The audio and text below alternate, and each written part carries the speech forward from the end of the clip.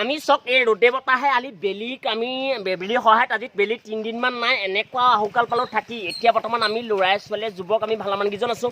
মই এজন জনপ্ৰিয় সৰু সুৰা বি পৰুৱা এজন আহি আপোনালোকৰ মাজত আছোঁহি কুমজলিকীয়াহাতৰ লগত কিন্তু বেয়া নাপাব আমি অসমত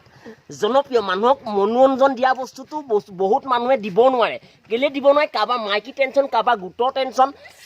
কাৰোবাৰ বাহিৰা টেনশ্যন কাৰোবাৰ মদৰ বমি হয় কাৰোবাৰ অনেক টেনশ্যন থাকিব কিন্তু তামুলী টেনশ্যন ল' হৈ থাকে কেলে লৈ থাকে তামুলীয়ে কচু দেখিলেই গম পায় কিমান টাইমত কচুটো সিজিব আৰু গৰম পানী উতলি থাকোঁতেই গম পায় তামুলীয়ে তাৰ হাত ভৰাই দিব পাৰে আৰু ছোৱালী গৈ থাকোঁতেই গম পায় এই ছোৱালীজনীয়ে কাৰ লগত কথা পাতি গৈ আছে তেনেকুৱা এজন যুৱক এতিয়া আপোনালোকে দেখিবলৈ পাইছে আজি সম্পূৰ্ণ